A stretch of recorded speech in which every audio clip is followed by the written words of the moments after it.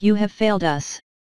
Minneapolis Mayor Betsy Hodges stepped to the microphone Friday night to announce the latest development in the most recent killing by an area police officer, the resignation of the city's police chief. But she only managed a few words before she was drowned out by shouts.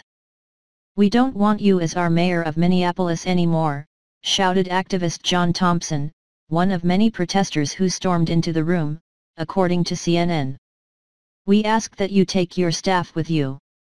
We don't want you to appoint anyone anymore." Unable to continue, Hodges and her staff left the room. The protesters, victorious for a moment, serenaded her with "Bye-bye, Betsy." When she returned 20 minutes later to complete her official announcement, the protesters were gone. But the memories of 3 officers involved in shooting fatalities over the past 2 years remained.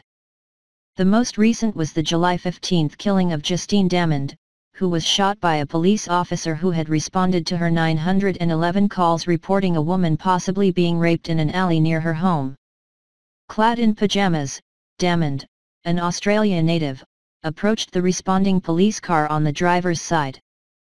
The officer driving the car, Matthew Harity, reportedly told investigators he and his partner had been startled by a loud noise just before Damond approached.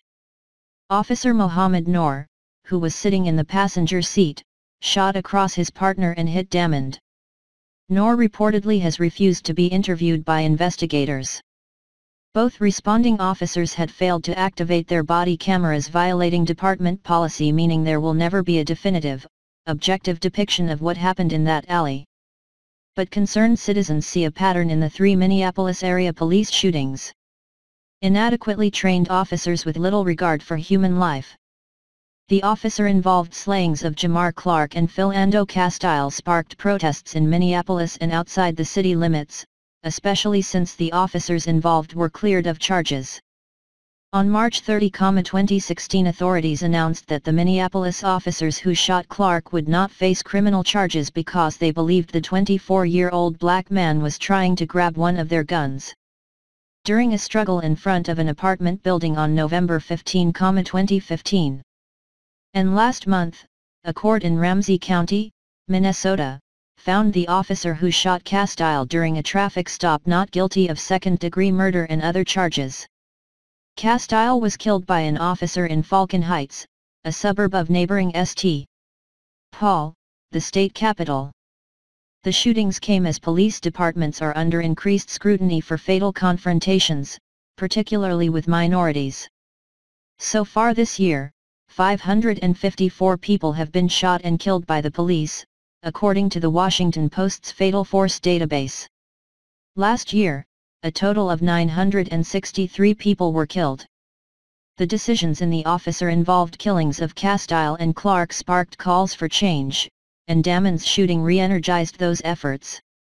Castile's mother marched with Damond's fiancé in a peace and justice march on Thursday in Damond's memory.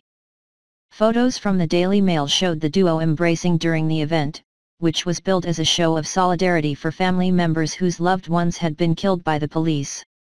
The frustrations crescendoed at the Minneapolis mayor's news conference on Friday night. The missteps by the police department, not just the shooting, but also the violation of the body camera policy, fell squarely on the Minneapolis police chief Ginny Harto. It sparked local, national, and even international outrage. Australian Prime Minister Malcolm Turnbull has called the shooting shocking and inexplicable. "We have put too much time, money, and effort into to have them fail us when we needed them most," Hodges wrote. "That cannot happen again."